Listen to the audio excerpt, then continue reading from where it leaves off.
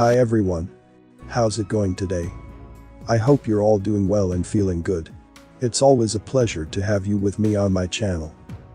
As usual, I will discuss some topics that you might like.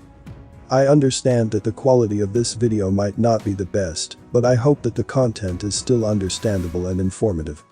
If you're interested in learning more, I also have a Telegram channel where I share various information that I can't post here. And make sure to subscribe to my backup YouTube channel in case of unforeseen events. So, without further ado, fasten your pants and let's get started.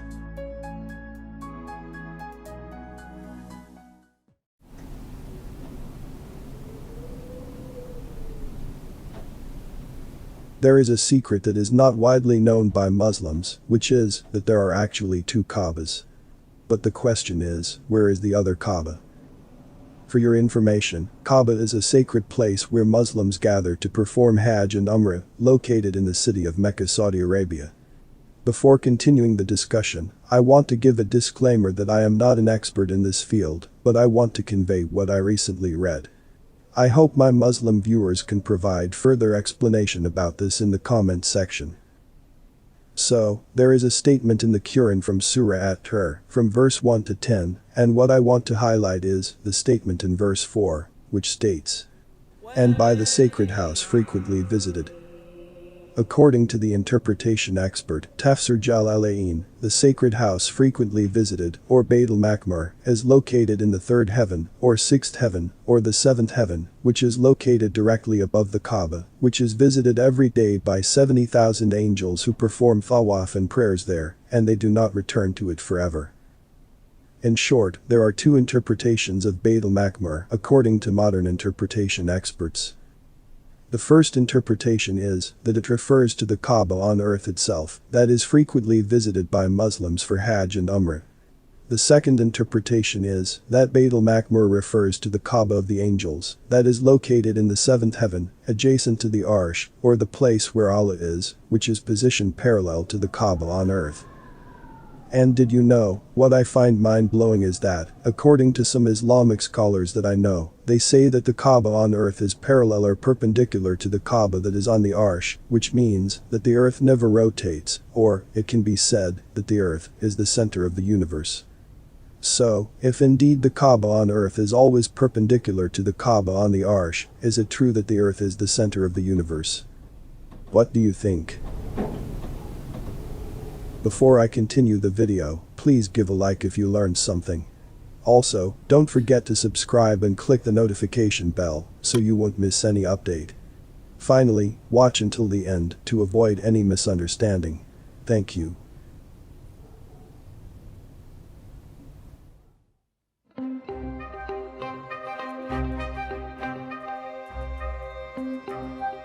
In 1904, J.C. Brown was a seasoned prospector, having spent most of his life searching for gold and other precious metals. He had heard rumors of a lost city in Mount Shasta, but had never given them much thought until one day, when he stumbled upon a mysterious tunnel. As he walked through the dark and twisting passages of the tunnel, J.C. Brown felt a sense of excitement and unease. He knew that he was entering unknown territory, but his curiosity got the better of him.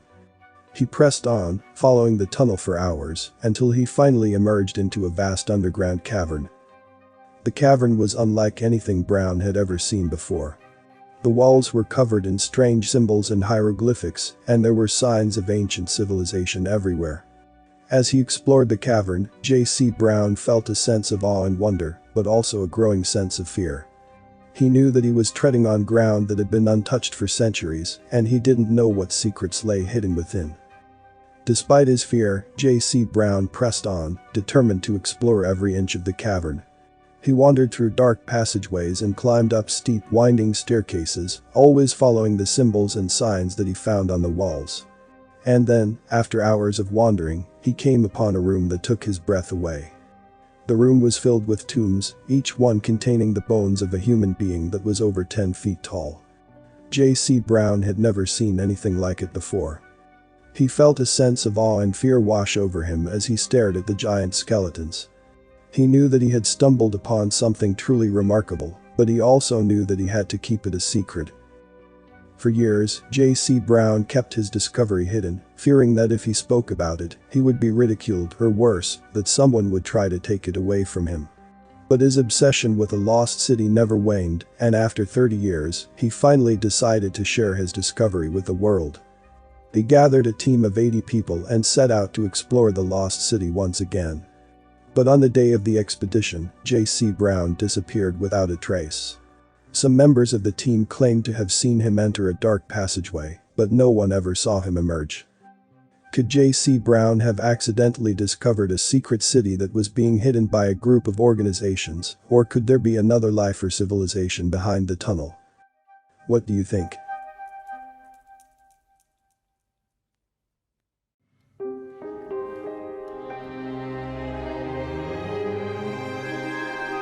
Imagine if there was a place that held the secrets to unlimited power and knowledge that could propel human civilization to unimaginable heights. Unfortunately, this place, known as the Alexandria Library, was destroyed by a small group of organizations who feared the advancement of human intelligence.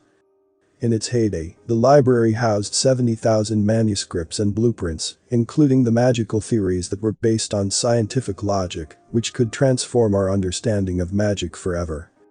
Rumor has it that the blueprint for unlimited electrical technology was hidden within the library's walls. If we were able to harness such energy, we could unveil the possibility of creating magic with electricity. It's a fascinating concept that makes you wonder what other hidden knowledge could be waiting to be discovered. However, this power has the potential to change the course of history forever, and some organizations may not want that to happen. If every individual had the power of perpetual energy in their hands, the world as we know it would never be the same again. The question remains, should we have the power to control perpetual energy? What are your thoughts? And could it be possible that some of the most brilliant minds today have copies of those past technological blueprints? The possibilities are endless.